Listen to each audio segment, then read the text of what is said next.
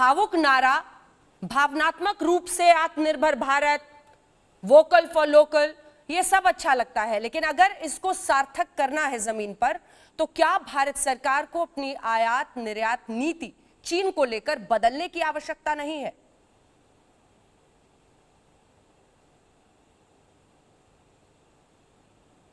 हाँ, बदलनी पड़ेगी। नीति के बिना तो बात बनेगी नहीं।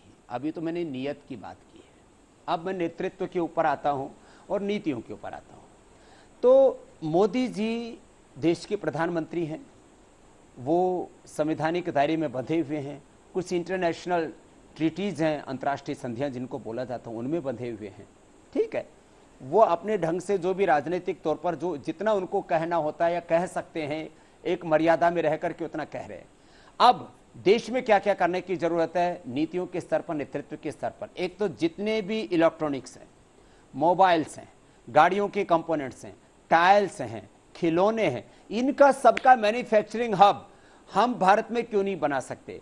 करीब 5 लाख करोड़ का से ज्यादा तो डायरेक्ट यही चीजें हम खरीद रहे हैं। 5 लाख करोड़ कितना बड़ा अमाउंट होता है।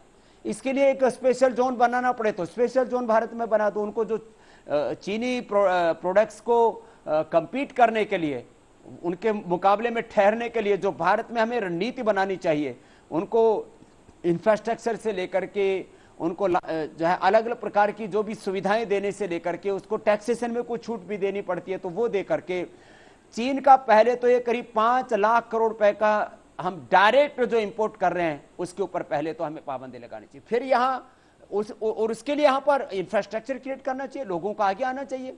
ये सारा काम पतंजलि तो नहीं कर सकता, लेकिन हमने बहुत हद तक जो कर सकते हैं, अलग अलग कंपनियों को हमने टक्कर दी है। तो जब पतंजलि खड़ा हो सकता है, एक हिंदुस्तान का फकीर जो एक अनपढ़ माँ बाप के घर में एक सामान्य किसान परिवार में पैदा होता है और वो बड़ी बड़ी एमएनसीज को टक्कर दे सकता है, तो हम चाइना को टक्कर क्यों नहीं दे सकते अंजना जी? तो इस तरह से हमें एक नीति बनानी पड़ेगी। करीब हम 96 कंपोनेंट अलग अलग तरह से खरीदते हैं चाइना से, उन सब का विकल्प हम हिंदुस्तान में बना सकें।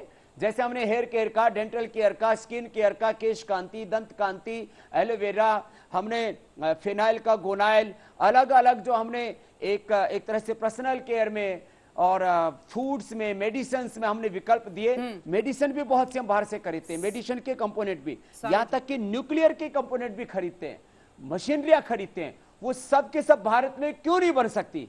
किस चीज की कमी है भारत में? ना प्रतिभा की कमी है, ना पैसे की कमी है, अब हुनर की कमी नहीं है। तो अपने देश को हमें स्वावलंबी बनाने के लिए कुछ लोगों को जिम्मेदारी लेनी पड़ेगी और सरकार को उस तरह की नीतियां बनानी पड़ेंगी जिससे कि हम चीन को टक्कर ही नहीं दे सकें, उसको पूरी तरह से परास्त कर सकें, उसको हिंदुस्तान से भगा सकें।